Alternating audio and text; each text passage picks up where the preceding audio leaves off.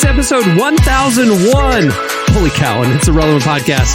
Here in Orlando, I'm your host, Cameron Strang, and joining me, still from Loverland, Virginia, Jesse Carey. Hello. We made it into the new millennium. We are now entering a new... Yeah. Quite the feat. Quite the feat. From Austin, Texas, author, speaker, podcaster, Jamie Ivey. Hey, guys. And from Nashville, Tennessee, artist, producer, and mogul, Derek Miner. What's happening? Man, this is crazy. We've been podcasting a long time. I'm sorry. Did you guys listen to the 1000th episode? It was like so nostalgic. Jesse, when we were putting that together, dude, like I just couldn't wrap my head around how many absolutely ridiculous things we've talked about over the years. I don't know if you stuck it out, but at the end of the show, we put about 15 minutes of those random outros.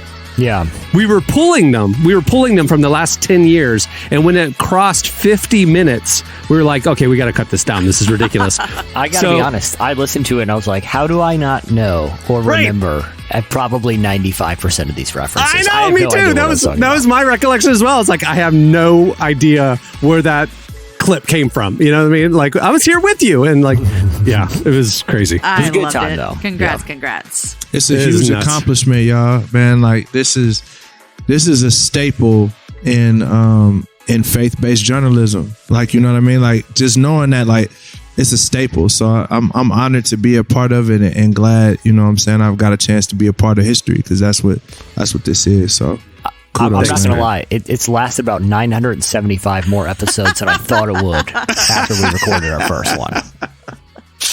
Well, you came on episode 10. That's when we figured out what we wanted this to eventually become. But you're right. This lasted about 20 years longer than I thought it would. Well, hopefully we don't ruin the next 1,000. I don't know how exhausting. I'm not going to lie. I'm not going to lie. I finally feel like we warmed up. Now it's game time. Jesse, at episode 2000, we are going to be well into our 50s. Like, I don't know that we're going to be doing it in another 1,000. Another 17 years. We'll see. No, thank you. That's a little much. But that's what I would have said 17 years ago. I don't even know if the internet's going to be a thing anymore. That's true. That's true. Oh, man. Well, we're kicking off the next era in strong. Our guests today are Sterling K. Brown and Regina Hall. Wow. You know, we're bringing it. We're coming with the heat. Wow. They have a new movie out called Honk for Jesus, Save Your Soul. It's in theaters now. It's also streaming on Peacock. If you're like me and you prefer to sit at home alone and watch your movies, it's out. We're talking to them later about that. Also, you know the He Gets Us campaign that's been kind of everywhere. If you watch sports, it's like rolling out big this fall again. We've been talking about, they've been sponsoring this podcast. People have been asking us who's behind this. Like, is this the Mormons? Like, who is this? Like, Jesus commercial thing. So we have the guy behind He Gets Us going to join us, tell you a little bit about what they're up to, what they're trying to do. Jason's going to join us today. So don't want to miss that either. And at the beginning of at the end of the show, we have a special feedback where you guys are asking us questions. So it's going to be a lot of fun. Moving the show along. Stay tuned. Up next, Tyler will join us for Relevant Buzz. Quite surprising. Roll with me. Let's roll. Could you come tonight? I'm counting from the thunder. Could you come tonight? I got a feeling that you know the number. You're listening to Phoenix and Ezra Koenig. The song is Tonight. Well, today's show is brought to you by World Vision. Women and girls in poverty face more obstacles simply because they're born female. But World Vision knows that when girls' God-given potential is unleashed, extreme poverty doesn't stand a chance. Children are better cared for, families are stronger, and communities are more prosperous. With your help, a girl can grow stronger, be healthier, go to school, learn her value, marry when she wants and who she wants, and even start a business. To sponsor a girl, visit worldvision.org/stronggirl. That's worldvision.org/stronggirl. Get involved. Relevant Buzz. Well, please welcome to the show, Tyler Huckabee. live from Paris, France. Hey, Tyler, what's going on this week? You're looking a little Jesus-y today. Bonjour, everyone. Somebody said that. So I don't know what it is. I don't think the vibe has changed that much. See, I think it's more John Foreman. He's giving strong John Foreman hair. That is exactly what it is. I've heard Foreman vibes before. John, if you're out there, thank you for inspiring my latest vibe shift. But I think it's not just the hair. I think it's the beard that's coming in that's giving it the Jesus shift. The surfer vibe. Yeah. The hair's been growing out for a little bit. As I think I may have mentioned on this podcast, in France, if you go to get your hair cut, evidently, I haven't experienced this myself, but evidently you don't really they take the haircut you want into consideration, but they have the final say. Like you are kind of there. They tell you what you want. You are kind of there as a consultant, but you do not have any executive authority over the actual. See, I feel like that's a great system. Takes a lot of pressure off. A lot of pressure. I would just close my eyes. I would just be like, when I wake up, I want to be pleased and surprised. That's your instructions. I would like waiters to do the same thing. Just bring me whatever. No, Jesse. I actually have done that at restaurants. Like we're not going to order. Just bring me the best. Like you just feed us and bring us the best. 100%. That's some of the best experiences. Yep. Yeah, that's how I do it. I'm like, what do you recommend? Then that's it. Always. If I'm in a new restaurant. So I'm the guy that asks, what do you recommend? And then I just get what I want. That's why I don't ask for recommendations, because I feel like, she's like, it's the best thing on the menu. I love it. Trust me. And I'm like, not really in a shepherd's pie mood. So yeah, that's me. It just sets the whole. It sets the whole vibe. They off, recommend the one thing on the menu that I was definitely not feeling. That you definitely didn't want. Yeah. That seems like it's always the case when I ask for recommendation. Well, why don't you hone it? I'm not a closed-minded. I'm not a picky eater. There's always that one thing you're like, I don't really do that. I don't do that very often. You could lead them. You can be like, I'm kind of feeling. I'm in the mood for something light. And then what do you recommend? Yeah. That kind of thing. I need to do that. Yeah. All right. Yeah. So what's going on? What's going on this week? Yeah. So the first thing up that I want to talk about, and this is just sort of an interesting case that is probably going to become something that's a little more common in the future, that honestly I wanted one of your thoughts on. So for the little bit of background knowledge, how many of you guys, this was in the height of the pandemic, fell down the Queen's Gambit hole on Netflix? I watched that. Anya Taylor-Joy. It was like a very big deal. It was like kind of our first big pandemic show that everybody was like, we're all stuck inside. We're all watching the chess show. No. The first big one was Tiger King. So first one. That's incorrect. I got to be honest. Second. I don't do board game content. Board game content is not. Oh my god. Chess, checkers, all the way up to Monopoly. I don't do it. It's just a rule. I'm surprised it hasn't sparked more, like a domino show, a checkers show, a Monopoly tournament. Yeah, I'd watch a Monopoly tournament for sure. It'd take you forever to watch it. Okay. Exactly. Yeah, so, I got time. Yeah, one Monopoly tournament is one Monopoly game is you could watch the entire Queen's Grand series. Yeah, exactly. Not that guy. Well, and for those who aren't in the know, Queen's Gambit followed a woman chess player in the 60s who was like a brilliant chess player, and sort of her rise from living in an orphanage to moving out on her own to eventually becoming a grandmaster of chess. Now it's a fictional story. It kind of had the look and feel of one of those based on a true story things. It was not. It was completely made up. But they did reference in one episode offhand a woman whose name I'm going to kind of butcher here, but it's Nona Gaprindashvili. Nona, for short.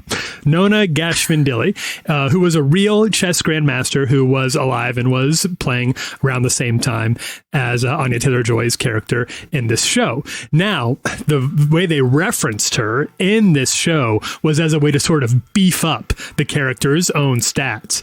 Character said about Nona, the only unusual thing about Anya Taylor-Joy's character really is her sex, and even that's not unique in Russia. There's Nona Gaprindashvili, but she's the female world champion and has never faced men, is what they said. Now, that is not true. The real Nona actually did face men. In fact, at the time that this series was set, she had faced, according to her lawyer, 59 men, 10 of whom were chess grandmasters at the time, and had won a majority of those game matches. You just said according to her lawyer. Why is there a lawyer involved? I'm lost. I'm trying to figure it out. That's where we need to get involved, because she's saying this is a defamation of her actual achievements. She's in a fictional show? Exactly, in a fictional show. So this is where things get a little bit complicated. She says that there's not enough people who knew that the reference to her achievement was also fictional to warrant the show being kind of like passed off as this is just a parallel reality, not part of the real thing, right?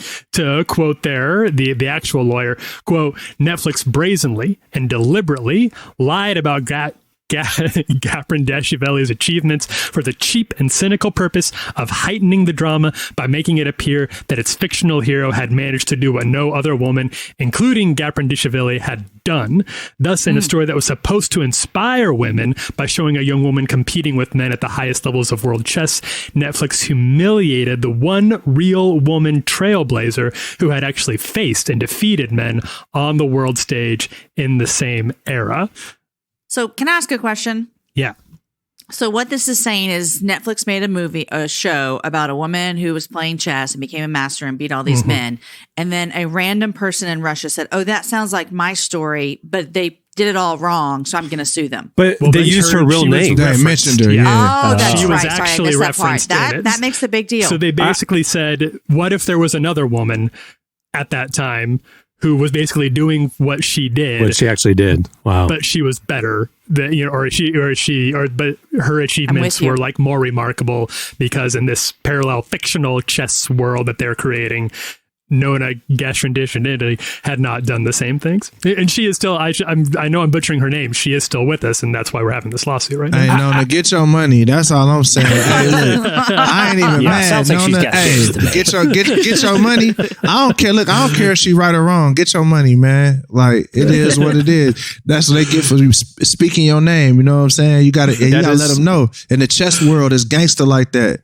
You gotta let them know. I'll be honest with you. I thought it was a true story. I didn't know until this moment. It feels like one. And that's part of sort of the case that even the judge agreed. That's why the judge agreed to listen to it in this case, because obviously, fictional account, Hitler died in Inglourious Bastards, right? He gets killed by the woman in that movie. That didn't happen in real life, but everybody kind of knows that didn't really happen. That's a fictional story. We can let that one slide. Or Hitler's not going to sue anybody. I mean, exactly. The Hitler defenders aren't going to come out of the woodwork for that one.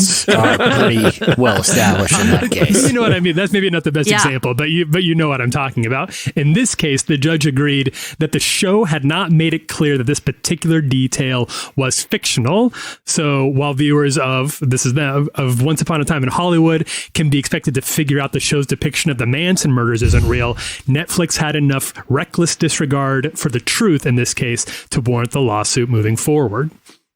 Wow. The lawsuit did move forward, and it actually, Netflix actually ended up settling with the estate instead of it going all the way. So they kind of took the L on that one. What'd they settle for? Doesn't undisclosed. Undisclosed. Yeah. A lot.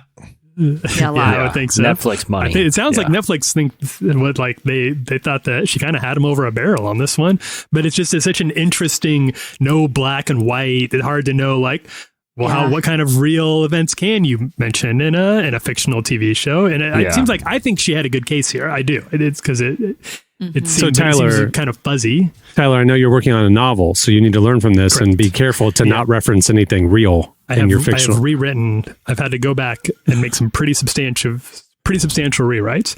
Yeah. And I want to give an advance apology to Beth Moore. This is what happens in the novel is not reflective of my actual feelings about you. Don't mention Auntie Beth. She been through enough. Wait, are you actually writing a novel? First question. Yes, he is. Yeah, I am. Yes, I am. That's awesome. That's really cool, and it's all about Beth Moore's life. It's a Word document. There you Well, go. the Got Beth it. Moore part. He spells it differently. He spells it differently. I've said too much. The Moore legal team is already going to be on my case about this. Leave Auntie alone. She been through enough. She got enough people in her DMs. Leave Auntie alone. I am not. Beth, John, I thank you for inspiring my vibe. Beth, you are not actually mentioned in a novel that may or may not ever actually see it. That's funny. All right, what else you got? All right, so this is this was an interesting study, and this was another one. We've done a couple of these studies lately, but there's a result that I would not have expected from this, which is why I wanted to bring it to you all's attention. This is a new study that comes from the folks at the Church of England. So again, British study. This is happening in the UK. They're going through it right now over there, and I don't know how the death of Her Majesty has factored into all of this, but this is a study from the UK, right? Did you see the clip though going around on TikTok and Instagram about King Charles losing his mind about a pen that wasn't working when he was trying? He seems like the most unchill dude ever. I know, right? That dude is tightly wound. Yeah. He needs to relax a little bit. It's a pen. Just give me another pen, somebody. Hey, it's he's fine. under a lot of pressure, though. Like he's under a lot What of pressure? What does he have to do? Nothing. Listen, he inherited man. a $33 billion estate when he became king, and he's got no job. Give me that kind of pressure. There's me a that lot kind of more pressure. pressure other places. Yeah. I want to be under the gun like that. Yeah. It's the kind of stress I could cope with. Prince, King, whatever. I will take over. I'm not saying I don't get frazzled. I'm just saying fountain pens do not stress me out. Hey, this is a tangent, but I read this week. I have no interest in the royal family or anything like that, but the financial component caught my eye this week. Mm-hmm. So literally, he did inherit a $33 billion real estate portfolio. Okay. Jeez. So apparently what happens is all the castles and whatever are owned by the royal family, but they also own things like the high street in London where all the main shops are. They own something like 40% of the seaside. So all the development on the coast, they own the property. They rent out. They'll own like big buildings that then they'll rent and get rental income. So apparently this $33 billion real estate portfolio, the revenue that it generates is what pays for the royal family and all the, servants and pageantry and all that kind of stuff. And so he literally owns it now. I mean, it's like owned by a trust, but it's the royal families. And then his son inherited his portfolio, which is like, now you own all these castles and you can do with them what you want. They can sell them. They can flip them, whatever. But so it's like, don't they own them because, ultimately doesn't it come back to the British people? It's like, yeah. I mean, they own the property that then British people have buildings and businesses on top of, or they'll own the building and then they pay rent to the royal family. I mean, so it's like, but it's been going on for 1,000 years. So it's like big scam. But isn't that crazy? Like, I didn't know that's how it was funded. Crazy. I thought it was like taxpayers. No, they are I've like, always thought that too. yeah, no, it's like they generate revenue by being landlords. And if they wanted to sell Buckingham Palace, they could. Yo, that's a lot. That's crazy. That's crazy. Yeah. Can you imagine if Buckingham Palace went up for sale right now? I read a thing that he's looking at the portfolio with fresh eyes. Like, is there any properties that we want to divest of to fund stuff? It's just so fascinating to me. Anyway, let's go in and try to buy Buckingham Palace if it's that's what I'm saying. Let's cobble together. Yeah. Let's go fund me this thing. Yeah, Let's go fund me. Let's make it the new relevant studio. Turn into a little Airbnb stitch. Maybe that's why he's so stressed out about pens, because he has to sign a lot of closing paperwork and all that kind of stuff. So he needs a good pen. Yeah. Mm-hmm. Anyway, the study doesn't really have anything to do with the royal family, but it does have to do with the beat of this podcast. So the study found that among people in the UK 55 and up, age 55 and up, 41% of them have prayed at some point in the last month. Among 18 to 34-year-olds, 56% had prayed in the last month or so. So that is a pretty sharp and surprising metric that I don't think anybody in England expected. You certainly wouldn't expect to see that over here, although I couldn't find any comparable U.S. data to actually look at that. But it is something that surprised, and this is the Reverend Stephen Hance over there, who is the national lead for evangelism and witness for the Church of England. He said, and I thought this was very true, he said, quote, In fact, this shows us more than simply being interested in spirituality. Young people are already exploring it in practice to a greater extent than their elders. In an age when mindfulness and meditation are more popular than ever, prayer makes sense to people. And with pressures mounting and people of every generation facing huge uncertainty, many people of all ages are drawing strength from God in prayer. And I think that's a very interesting way to think about this. I think that prayer is sort of becoming part of that grab bag, mindfulness, meditation, these other practices that people consider to be spiritual. I think prayer falls into that, and I think it is growing more common. And I think that's a good thing. Yeah. Did they say who they were praying to? No. Did not. I just asked recently because I just saw something when the Queen died, and it was on the Daily, and they were Dude, interviewing I someone. heard, wasn't that the weirdest clip ever, Jamie? Right. And it was this man saying, I don't believe in God, but I pray to the Queen every day. And I was like, yeah, Relax. you heard it, Jesse? I did. And the most disturbing thing was that somehow he had not yet heard that the Queen had died. Yes. It's like- he was very, very startled. It was like Yeah. a man on the street thing. And if I had to re-listen to that portion of the Daily because I was like, this is the most bizarre piece of audio I've ever heard. It's like a New York Times reporter on the streets of London walking up to people, asking their thoughts about the death of the Queen. And they walk, apparently just a guy at random who happens to be so devoted to the Queen that he literally prays to her. And he didn't explain the logic. Like, does he think she hears? Like, does she think? Yeah. And then somehow, even though he's praying to her every morning, is the last person on earth to find out that she's dead and was absolutely dumbfounded and devastated. And he was very devastated. It was confusing. hard to hear a little bit. Yeah. So That's gotta. also an interesting question that I think is important in the study. It too. is interesting. You know? Yeah, I agree. I think that we have to leave the Christian nationalists alone in America because I don't know if they praying to the president or like it's crazy. That's a different White level Jesus, of right. That's a different level of praying to the Queen. That's crazy. I thought that what we had. See, you think that you got it bad. And then you see somebody else's situation. You're like, you know what? It ain't that bad. It ain't that bad. I mean, it's bad, but it ain't that bad. I'm like, Yeah. you know what I'm saying? Like I said, I just didn't understand the logic. How's this all? Anyway. Yeah. Why Does he would you think do that that? she's hearing him like somehow in her sleep? He said he just loved her so much. Nah, bro. That's so bizarre. But, So was he let's- joking? let's Was he just joking or was he assume- dead serious? Was he joking? No, he was dead serious. He was dead serious. Because sometimes you could be like, people are like, LeBron James is my God. You know what I'm saying? Was it like that? Like Steph Curry is the basketball god? Or is it like, nah, I'm really literally praying to her every morning before I go to work? That's what he says. That's what it was like. Yeah. And the crazy thing Hey, is, this man, was, y'all send me that. Don't send me that clip. I was going to say this was something. hours after her death. And it was like, how did I don't even know, I know almost nothing about the Queen. How did I know for hours that she had died? And a dude in London who prays to her every morning has to have the news broken to him by a New York Times reporter just wandering around. It was... I think we can assume, based on the study in the Church of England, that when they ask the question, "Do you pray?" or whatever, that it's a praying to God. I could not find the actual question asked, and it doesn't specify in the actual write up of the report. But I think generally, I think most people when they hear the word prayer would not include the Queen among For sure, but I was thinking of Muslim, but it could mean or it could mean the prayer can mean obviously there's different I'm definitions. not assuming obviously. nothing because up until today, I had no clue that people pray to the Queen. So for all I know, You can't let that go. This man does. We don't know if people do. This man does. it got to be more than one. It got to be.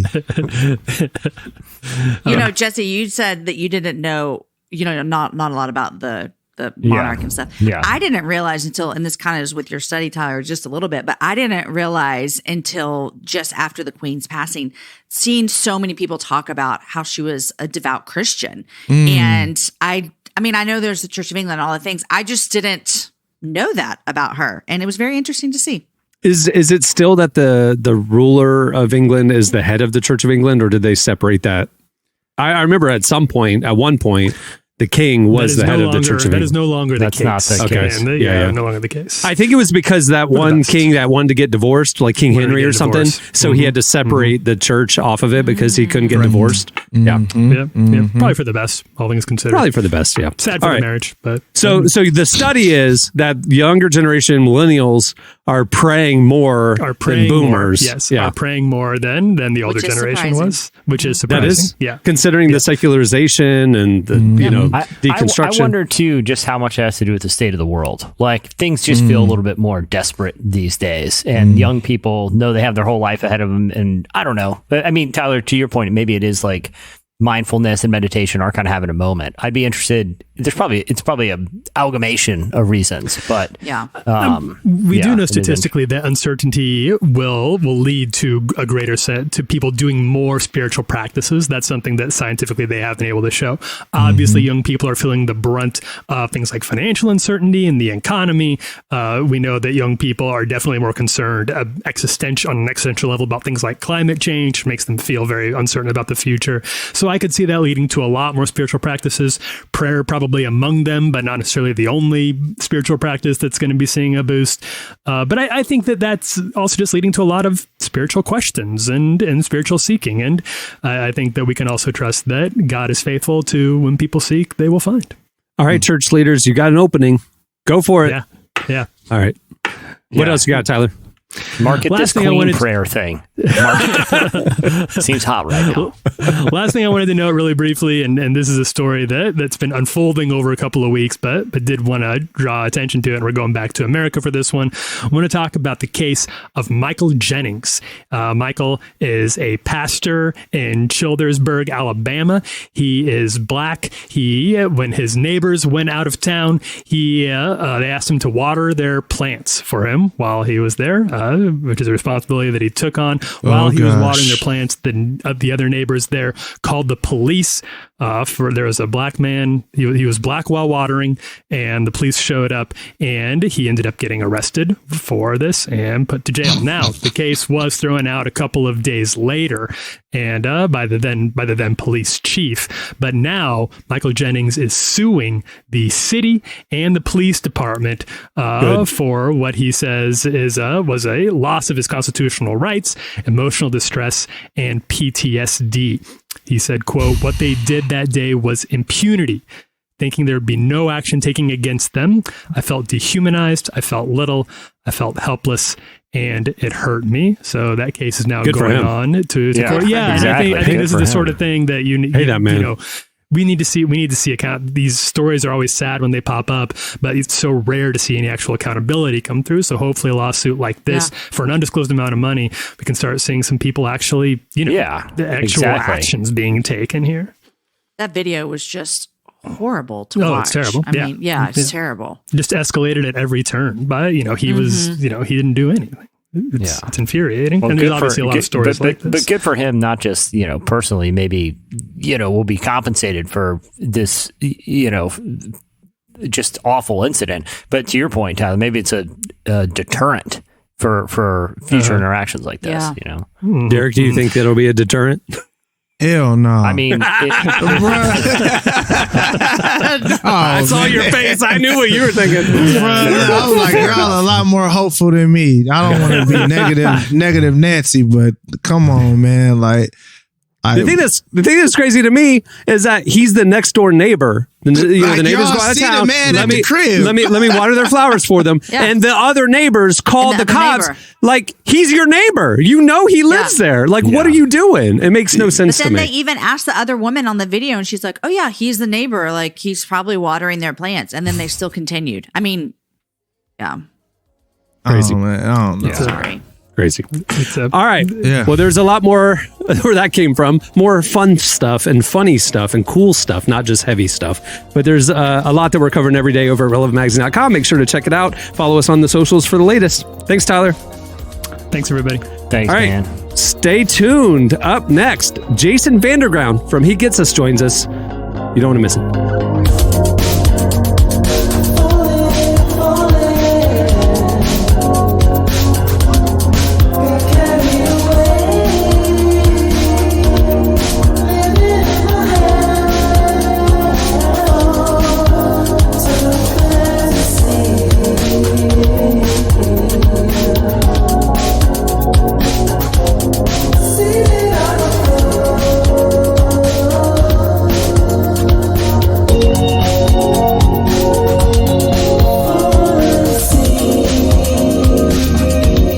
listening to Blood Orange. The song is Jesus Freak Lighter.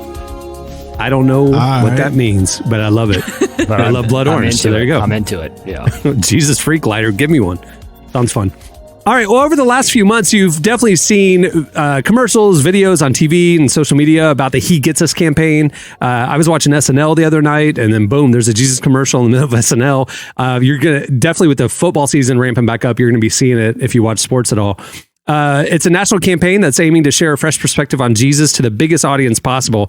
They've reached hundreds of millions of people already, literally like something like 500 million views have already happened this year, and they're ramping it up. You're going to see it on the Super Bowl this coming up, and they're doing a lot more in 2023. We thought it'd be good to get to know the people who are behind this thing.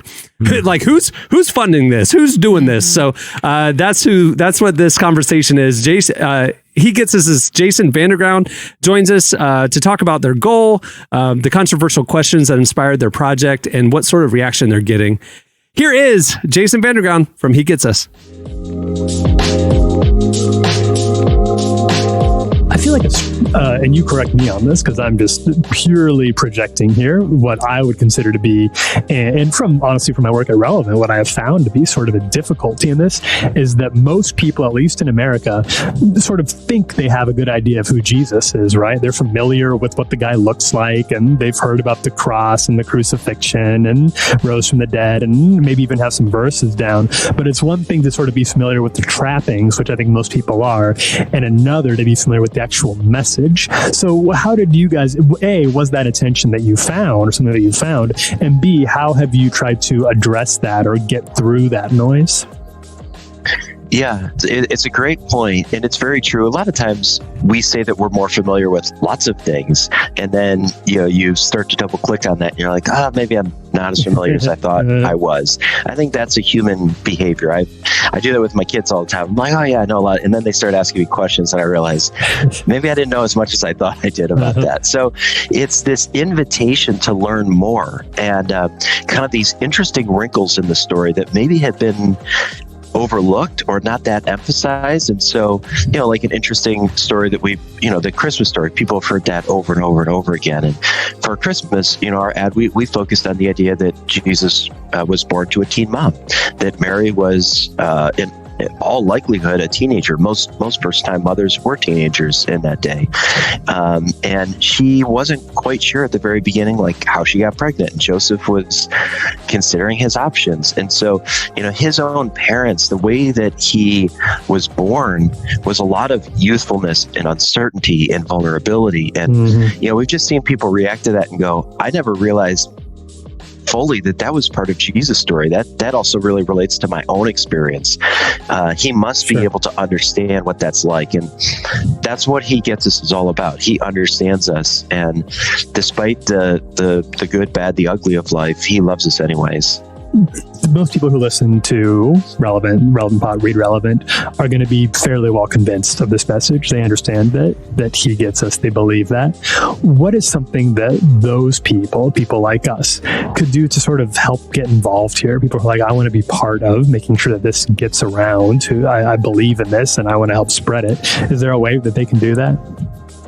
I think one is, you can start with the website, hegetsus.com, and, everything is out there, the stories, the ads, all the different ways that people can get connected. If you want to go deeper than that, you can even go to hegetsuspartners.com, and there's a lot more resources. So a lot of resources that we've created with Relevant and with other partners. And I think the biggest thing is just to know about the campaign, to know these ads, because people are going to see Wrongly Judged or Hair Down or Teen Mom or Dinner Party and go, I saw this ad about Jesus. It got my attention. What is that all about? Or that made me feel uncomfortable.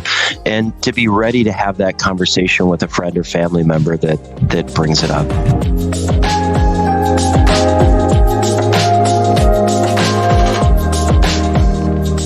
That was our conversation with He Gets Us. Make sure to check out their website, hegetsus.com. Find out more, or hegetsuspartners.com. Okay, stay tuned. Up next, Regina Hall and Sterling K. Brown join us.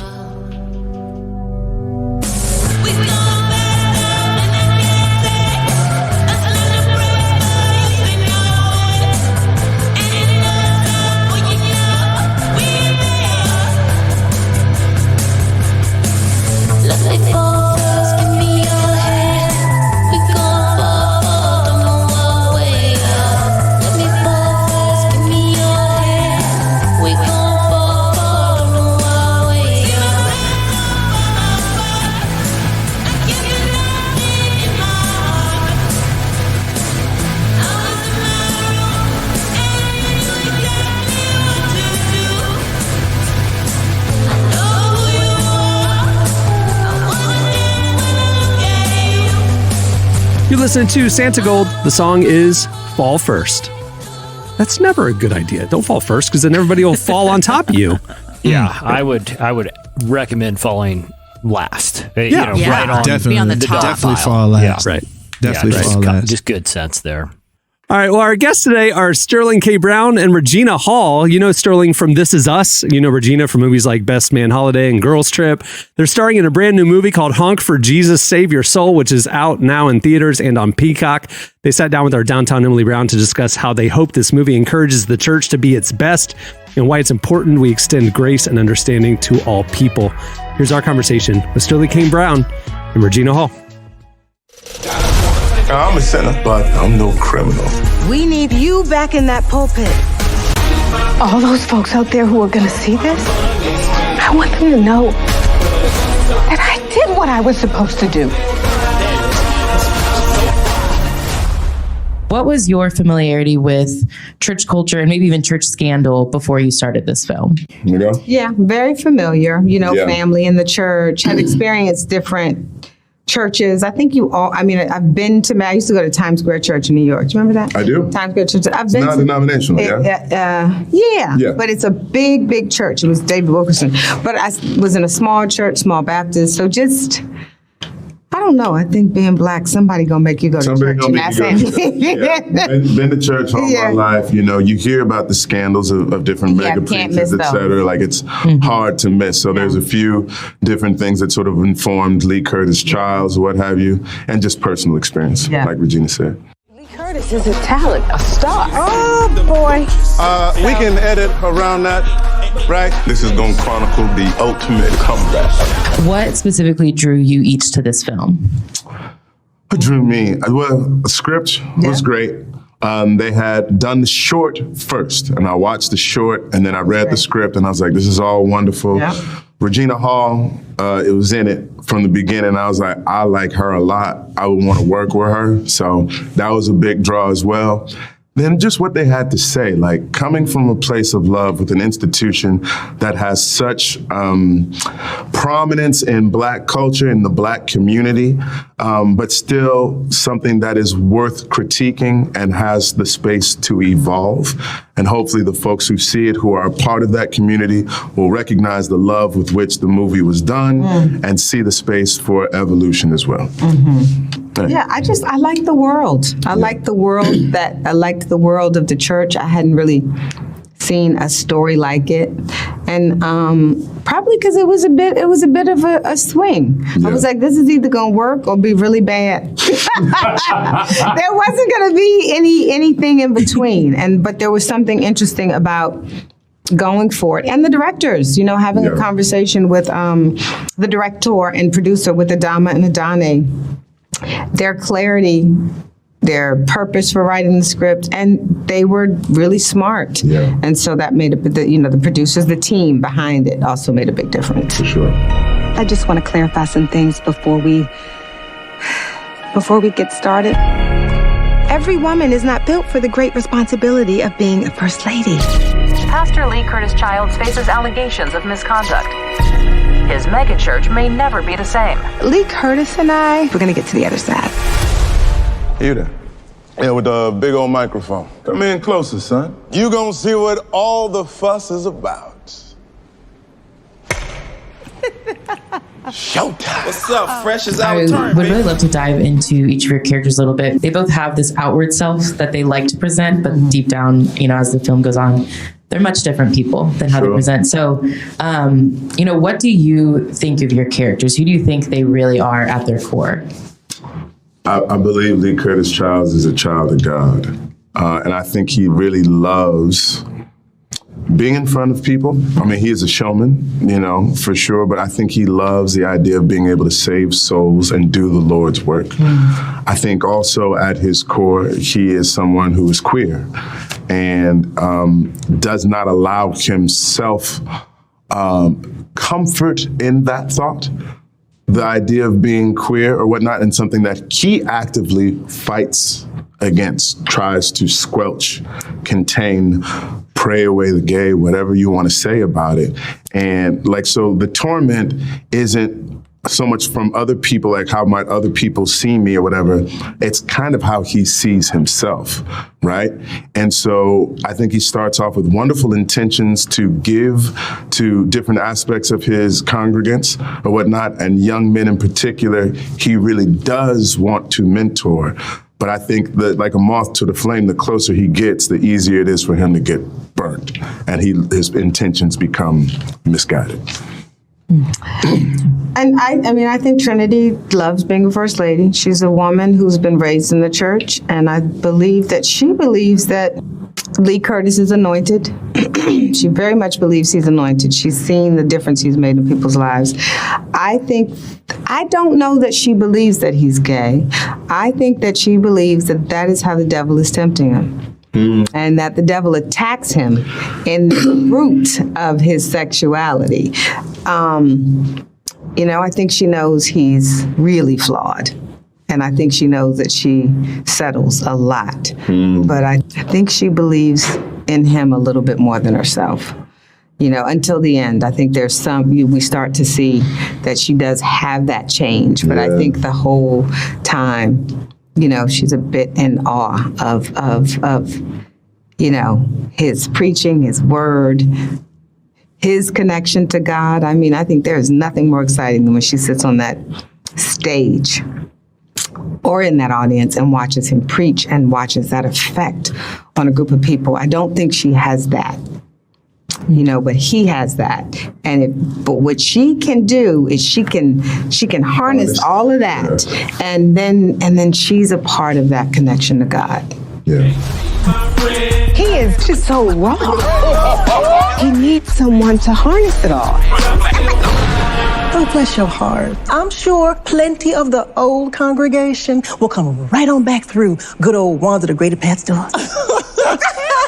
You have a blessed one. Oh, my goodness. Whether they're Christian, not Christian, what do you hope they take from this film? I think just the questioning of institutions, you know what I'm saying? Things that we take for granted, or as the status quo will be that indefinitely. Like, there's room for things to grow, to evolve, to change. And I think, especially if you love something, you want it to become the best version of itself. So hopefully folks bring that sort of critical thinking to every institution that they encounter. Yeah, I think it'll be different for different people, So I really want people to just, one, enjoy it and then spread the word, but two, but honestly, to take away from where they are in their life. The backdrop is the church, but it's a very human story. Yeah. You really are looking, it's not a critique of the church, but it's two individuals and what they've been indoctrinated to believe, and then and that from the institution itself.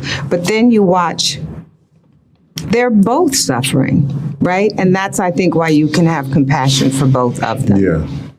Even despite the stay humble sign in the Ferrari.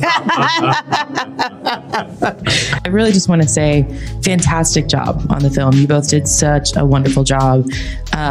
This could be a really difficult subject, but I think you brought really great sincerity and humor to it. So thank you. I can't wait for audiences to see it. Thank you, Emily.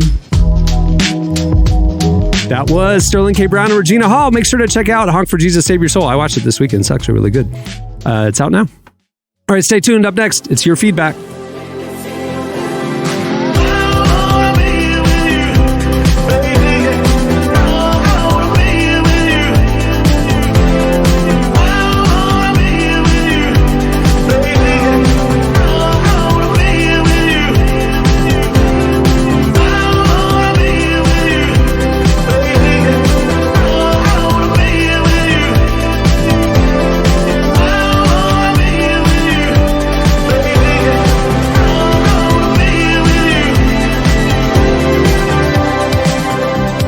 Listening to Totally Enormous Extinct Dinosaurs. The song is Be With You. Bro, what kind of name is that? That is a long name. Totally Enormous Extinct Dinosaurs. Are they like a punk rock band? Hey, look, man, I'm gonna be real. White people, white bands have the best names. Like, Totally for real, it's like they just pick something. They just like, yo, what do we see here? Man, it's a big, totally enormous dinosaur in the corner. That's what we gonna name the band. It does feel like there was like a working session. You know what I mean? And it was like before they finished, they're like, "Time's up." Oh, okay. Well, we're thinking totally enormous. Yeah, Extinct. probably extinct. I've always admired like white bands' names. Like the only person I can think that has like a crazy name is like Childish Gambino. True. My man, he picked his name off of the Wu-Tang name generator. You know what I'm saying? That's dope. White people just be like, man, what's in the room? Kleenex underwear. They just like, that's the name of the band. That's the name of the Kleenex band. underwear. Done. Yeah. Why are you looking around your room and seeing Kleenex and underwear on the floor? There you go. Delete. Oh boy.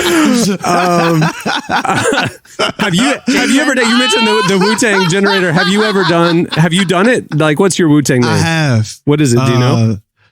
I forgot. To be honest, it's like Ill Master something, like Ill Master grams or hands or something like that. Oh, I'm doing mine right now. Here we go.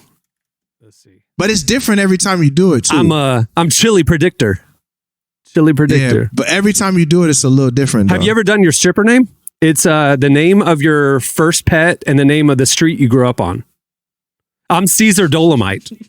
Oh, okay. Caesar Dolomite. I think I'm Lucky Vine. mine would be Hank Booker. I like it. Olivia Spruce Forest. That sounds like a Christian author who writes like Amish fiction. Olivia Spruce Forest, and it's like evenings on the prairie. I love it. Oh man. Well, okay. It's time for your feedback. Last week we did a backwards question of the week. We asked you to ask us something, so you guys hit us up at Relevant Podcast on Twitter, and here are some of the questions. We'll lob them to the crew here. All right, Ben Stroop has a question for all y'all. Here we go. So the first one is, if Jesse got to reboot one sitcom where he stars in a role, which one would it be? Oh. I think you got to do Perfect Strangers and Your Cousin Larry. Cousin, not Balky. Not Balky. No. I feel like society has progressed beyond you playing Balky. I feel like it would be pretty problematic. I mean, I could be the old curmudgeon, but I think the obvious answer is I would be Uncle Jesse in a true Full House reboot. Living in the basement, old washed up rocker. Yep. I think he dabbles in morning radio. I like it. Obviously, fantastic hair. It just checks a lot of boxes, personally. I could see it. All right. If Derek were to produce a country album, what would the title of it be? Well, it's funny that you asked. Are you working on one? I actually did produce a country album. Oh, wow. And it's called Country Trap by Country Boy Carl, KBK. So, yeah, you can look it up. It's only on Spotify, but yeah. I like it. I already got one, Ben. There you go. Jamie, what's a movie Jamie has seen all the way through more than once? Oh, okay. I see. It's not many. It is. I do have a theme here. I actually saw Elvis, the new one, twice in the movie theaters in the same weekend. So there's that. Was it because you liked the film, or you just happened to, No, I liked it. I watched 10 minutes of Elvis and said, this is not for me. Like, you didn't like it? It was too frantic. It was too trying. Yeah, it was trying to cover too much territory too fast. It was just like, there was no... Hey, I didn't like the pace. I wasn't enjoying it. It was just like, it felt like we were skipping across the surface. I didn't like it. That's Baz Luhrmann's style. I know. He did, I know. Yeah, it's basically he likes to make feature-length music videos. Is kind of his. Like the camera was flying around. It was just like, come on. Like, I mean, he did like Romeo and Juliet back in the day, like the new Great Gatsby. Moulin Rouge. It's essentially just like a sensory, overload. Yeah, exactly. I turned it off. But I will tell you. I turned it off and put on La La Land, which I loved. Okay. I love La La Land. I did not enjoy La La. But anyhow, when I was a kid, I used to watch the movie Grease nonstop and could say, like, I could quote the whole thing and say all the things. And then when I got an adult, I watched it again. And I was like, dear Lord, what was I talking about as like a third grader with the movie Grease? So what's a movie that you guys go back to? Like you watch it every year or so. It's just one of those things like, I feel like I'm in the mood for this movie I love. You know, like I don't do that a lot with Really? movies, obviously. Yeah. I don't watch a lot of movies, but every year I'll be in the mood for like There Will Be Blood or Phantom Thread or some like epic prestige drama that's slow. You know, Paul Thomas Anderson. For me, it's like I wouldn't do like a PTA or something heavy, but like be like, man, I wonder if Ace Ventura 2 holds up. Oh yeah, it holds up. I need a yearly reminder of how funny that rhino scene is when he pops out at the back of the rhino. Derek, It's a good Derek, yearly. what's yours? It's Friday. It's Friday. It's Oh, Friday. yeah. Friday. I could literally quote every line. I could recite the movie as a monologue right now. I love it. My neck, my back. My neck and my back. My neck and my back. That's what I'm saying. There's something about like those 90s comedies where they just weren't overthinking stuff. It was you could tell it was a lot of one takes back then, and they're like, we got it. No, we're good. I think we got it. Yeah. Well, the budgets were just different. You know, like True that. They could do movies like that. They just don't make movies like that anymore. You know what? I was reading. Who was it? Somebody. Matt Damon was talking about this. Like back in the 90s. Like think about like Good Poets Society. Or I'm sorry, what's his movie? Dead Poets Society. No, I'm sorry. No, his movie. Good Will Hunting. Yeah, Good Will Hunting. So think about like Good Will I Hunting love and stuff that like that, movie. like kind of indie movies or whatever. Like he said, studios would take a chance on those more because they had more revenue streams back then. So you had the initial theater run, but even if it didn't make all its money back on a theater run, they always had DVD sales and rentals afterwards. And he said now in the era of streaming, they lose what was the majority of the revenue for movies now. And so they have to do it at box office, and they just have way less margin to take a risk on more artistic films or more like up and coming films. And so like they are doing Marvel movies and only like big ticket stuff that's like gonna make a ton of money. And like those smaller movies just don't have a lane anymore. And that's really sad to me because like, think about like Friday. I mean, that wouldn't get made today, you know? No, not at all. It's too much. It's too much for too little money. But it's such a classic. Or I mean, it's a lot of movies that what was it? Was it the 5 Heartbeats that it did awful, and then but the DVD release it became a cult classic, iconic movie in the Black community. And now, I mean, it's legendary. So yeah, I could see that. I feel like some streamers though have leaned into that. Like Amazon has done some mid-budget comedies that are okay. Like I feel like it'll come back around. It's all about kind of market demand. Like it's harder for them to make money, but also the profit, like the business model has changed. You know what I mean? Like for streamers. So yeah, hopefully those type of movies come back because there is something about like it's about 90 minutes. You know what you're getting. You can be in and out in an evening and you don't have to think too hard. Like that's the kind of movie that just, I feel like, the quality ones aren't really around anymore or aren't incentivized to be made. They'll just make it like a overly long series or something. I feel like it's the same way with music too. Like you hear people say, man, all the music sounds alike, but it's like, it's cause it's working. And streaming just kind of just made it where it's just really microwave. Like you can't really just sit down and just be like, okay. And then also these artists are under pressure to put so much content out that it's like, man, I don't have time to just focus on making the best album in the world. I got to stay in front of people's faces or they're going to move on to the next guy. So yeah, I feel like it's kind of the same vibe. Steven Nielsen sent a lot of questions. A lot of y'all sent really heavy questions. That's not what we're trying to do here. So I'm going to pick a couple. So one he says is what? The answer, yes. I pray to the Queen every morning. Steven Nielsen asks, when are you going to start making funny TikToks and Insta Reels? Why? Did something happen to the Queen? Shut up, you stupid. When are you going to start making funny TikToks and Insta Reels? And here's the actual answer. We just hired a guy literally yesterday who's joining our staff, and there will be clips of this show every week on Instagram, on TikTok. I got to get my lipstick on starting now. a couple weeks from now. So a video pipeline of content is about to start coming out. So there's that.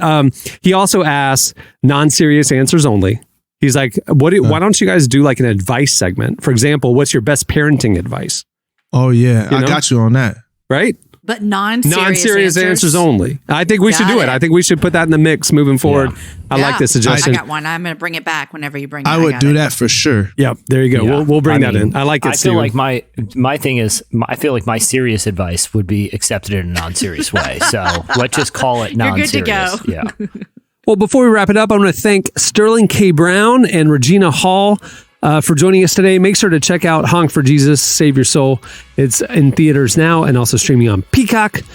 Also want to thank Jason Vanderground for joining us today. Make sure to check out hegetsus.com. And now you know people behind the campaign. And if you watch sports or SNL or any national broadcast, you are going to see, if you haven't already, He Gets Us spots all over the place. It's really exciting. What an awesome thing they're doing. Well, make sure to head over to relevantmagazine.com every day to check out our latest content. We're publishing pieces at the intersection of faith, life, culture, and justice every weekday. I don't know, like 10 times a day. We have a lot of content going out. And make sure to follow us on all the socials so you don't miss a thing. Also, when you're at our website, you can sign up right there on the homepage for our newsletter. It's a great way to stay in the loop. It's our top 5 trending stories in your inbox every morning. Also, if you would love an ad-free podcast, we have that. Just sign up for Relevant Plus. It is the best way to experience our content. You get this podcast released early and ad-free. You get an exclusive subscriber podcast. You get unlimited articles at relevantmagazine.com, plus ad-free. You get an enhanced edition of our digital magazine, ad-free, and a lot more. Plans start as low as $250 a month, and you can sign up just by clicking the Relevant Plus tab right there at relevantmagazine.com. I think you'll like it, and we'd love the support. Also, if you like our show, tell people. Post about it. Send clips. New episodes out. Talk about it. Hit us up on Twitter at Relevant Podcast. And wherever you listen, rate it and leave a review. It helps the algorithm, helps people discover the show, and we love the feedback. Okay, on that note, we'll wrap it up. I'm Cameron Strang. I'm Jesse Carey. I'm Jamie Ivey. I'm Derek Miner. We'll see you next time. Have a great week, everyone.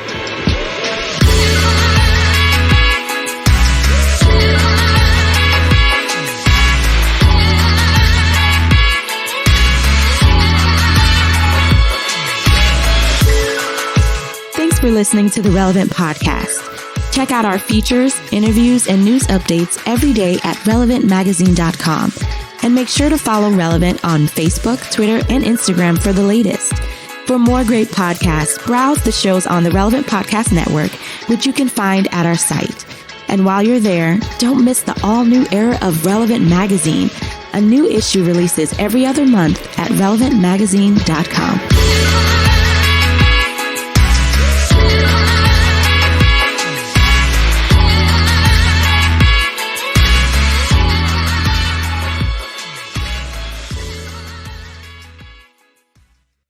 I'm not going to lie. It's lasted about 975 more episodes than I thought it would after we recorded our first one.